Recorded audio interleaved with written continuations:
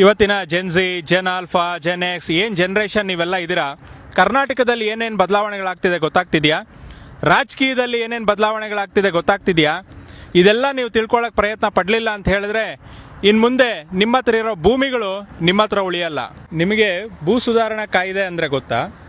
Land reformation act ಅಂತ ಹೇಳಿದ್ರೆ ಗೊತ್ತಾ? ಹಿಂದೆ ಯಡಿಯೂರಪ್ಪನವರು ಅಧಿಕಾರದಲ್ಲಿದ್ದಾಗ 2020ರಲ್ಲಿ ಭೂ ಸುಧಾರಣಾ ಕಾಯ್ದೆನ ತಿದ್ದುಪಡಿ ಮಾಡ್ತಾರೆ. ಅದರಿಂದ ಯಾರು ಬೇಕಾದರೂ ಬಂದು ಕರ್ನಾಟಕದಲ್ಲಿ ಅವ್ನು ರೈತ ಅಲ್ಲದೆ ಇದ್ರೂ ಕೂಡ ಭೂಮಿನ ತಗೋಬಹುದು. 10 ಯೂನಿಟ್ಟು ಕೊಂಡ್ಕೊಳ್ಬೋದಾಗಿದ್ದಂಥ ವ್ಯಕ್ತಿ 20 ಯೂನಿಟ್ ತನಕ ಕೊಂಡ್ಕೊಳ್ಳೋ ಶಕ್ತಿ ಕೊಡ್ತು. ಇದು ಯಾರಿಗೆ ಅನುಕೂಲ? ಕನ್ನಡದವ್ರಿಗಂತೂ ಅನುಕೂಲ ಆಗಲಿಲ್ಲ.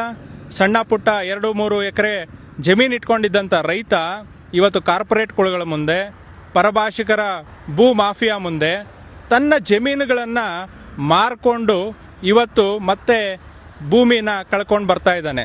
ಇದೇ ಸಿದ್ದರಾಮಯ್ಯನವರು ಚುನಾವಣೆಗೆ ಮುಂಚೆ APMC ಕಾಯ್ದೆನ ಮತ್ತು ಈ ಭೂ ಸುಧಾರಣೆ ಕಾಯ್ದೆ ತಿದ್ದುಪಡಿನ ವಾಪಸ್ ತಗೊಂತೀನಿ ಅಂತ ಹೇಳಿ ಮಾತು ಕೊಟ್ಟಿದ್ರು. ಈ ಒಂದು ಕಾನೂನಿಂದ ಕರ್ನಾಟಕದ ಭೂಮಿ ರೈತರಿಂದ ಭೂ ಮಾಫಿಯಾದವರು, ಕಾರ್ಪೊರೇಟ್ ದೊಡ್ಡ ದೊಡ್ಡ ಕುಳುಗಳು ಇವತ್ತು ರೈತರ ಭೂಮಿಯನ್ನು ಹೊಡೆದುಕೊಳ್ತಾ ಇದೆ. ನಮ್ಮ ನೀರಿನ ಸೆಲೆಗಳಾದಂಥ ಹಲವು ಹಿನ್ನೀರಿನಲ್ಲಿ ಇವತ್ತು ರೆಸಾರ್ಟ್ಗಳನ್ನ ಮಾಡ್ತಾ ಇದ್ದಾರೆ. ಅದ್ರ ಜೊತೆಗೆ ಅಕ್ರಮವಾಗಿ ಅರಣ್ಯ ಭೂಮಿನ ಕೂಡ ಅವರು ವಶಪಡಿಸ್ಕೊತಾ ಇದ್ದಾರೆ. ಇವತ್ತು ನೀವು ತಿಪ್ಪಕೊಂಡನಹಳ್ಳಿ ಜಲಾಶಯದ ಹತ್ರ ಹೋದರೆ ಅದ್ರ ಹಿನ್ನೀರಿನಲ್ಲಿ ಇರ್ತಕ್ಕಂಥ ಎಲ್ಲ ಜಾಗಗಳನ್ನ ಕಬಳಿಸಿ ರೆಸಾರ್ಟ್ಗಳನ್ನ ಮಾಡ್ತಾ ಇದ್ದಾರೆ. ನೀವು ಚಿಕ್ಕಮಗಳೂರಿಗೆ ಹೋಯ್ತು ಅಂತ ಹೇಳಿದ್ರೆ ಆ ಚಿಕ್ಕಮಗಳೂರಿನಲ್ಲಿ ಇರ್ತಕ್ಕಂಥ ಕಾಡುಗಳನ್ನು ರೆಸಾರ್ಟ್ಗಳಾಗಿ ಮಾಡಿದ್ದಾರೆ, ಜಲಪಾತಗಳನ್ನು ರೆಸಾರ್ಟ್ಗಳಾಗಿ ಮಾಡ್ಕೊಂಡಿದ್ದಾರೆ.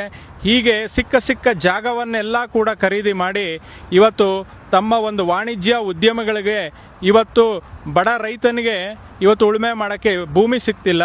ಇದು ಇದೇ ರೀತಿ ಮುಂದುವರಿತು ಅಂತ ಹೇಳಿದ್ರೆ ಮುಂದಿನ ಕರ್ನಾಟಕದಲ್ಲಿ ಕನ್ನಡ ಜನಾಂಗದವ್ರ ಹತ್ರ 1 ಸೆಂಟ್ ಭೂಮಿ ಕೂಡ ಇರೋದಿಲ್ಲ ಅಂತ ಅಪಾಯದಲ್ಲಿ ಇವತ್ತು ಕನ್ನಡದ ಬಡ ರೈತ ಇದ್ದಾನೆ.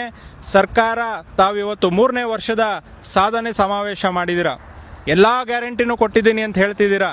ಆದರೆ ಹಿಂದೆ ಭೂ ಸುಧಾರಣಾ ಕಾಯ್ದೆ ತಿದ್ದುಪಡಿ ಏನಾಯಿತು, ಅದನ್ನು ತಾವು ವಾಪಸ್ ತಗೊಂತೀವಿ ಅಂತ ಹೇಳಿ ಮಾತು ಕೊಟ್ಟಿದ್ರಿ, ಅದನ್ನು ಇವತ್ತವರೆಗೂ ಕೂಡ ಈಡೇರಿಸಿಲ್ಲ. ಇದರಿಂದ ಕರ್ನಾಟಕದ ಪ್ರತಿಯೊಬ್ಬ ಕನ್ನಡಿಗ ರೈತ ಇವತ್ತು ತನ್ನ ಭೂಮಿನ ಕಳ್ಕೊತಿದ್ದಾನೆ. ಅವತ್ತು ದೇವರಾಜ ಅರಸೂರವರು ಉಳುವವನೇ ಭೂಮಿ ಒಡೆಯ ಅಂತ ಮಾಡಿದ್ರು. ನೀವು ಇವತ್ತು ಈ ಕಾಯ್ದೆನ ಹಿಂಪಡಿಲಿಲ್ಲ ಅಂತ ಹೇಳಿದ್ರೆ ಪರಭಾಷಿಕನೇ ಕರ್ನಾಟಕದ ಭೂಮಿ ಒಡೆಯ ಅಂತ ಆಗ್ತಾನೆ. ಇದು ಸತ್ಯ. ಅದಕ್ಕೆ ಹೇಳ್ತಾ ಇದ್ದೀನಿ, ಇಂದಿನ ಜೆನ್ಜಿ ಜನ್ರೇಷನ್ ರವರೇ, ಇದನ್ನೆಲ್ಲ ನೀವು ತಿಳ್ಕೋಬೇಕು. ಇಲ್ಲ ಅಂತ ಹೇಳಿದ್ರೆ ಮುಂದೆ ನೀವೆಲ್ಲರೂ ಕೂಡ ಅಪಾಯದಲ್ಲಿ ಸಿಲುಕ್ತೀರಾ. ಎಚ್ಚರಿಕೆ.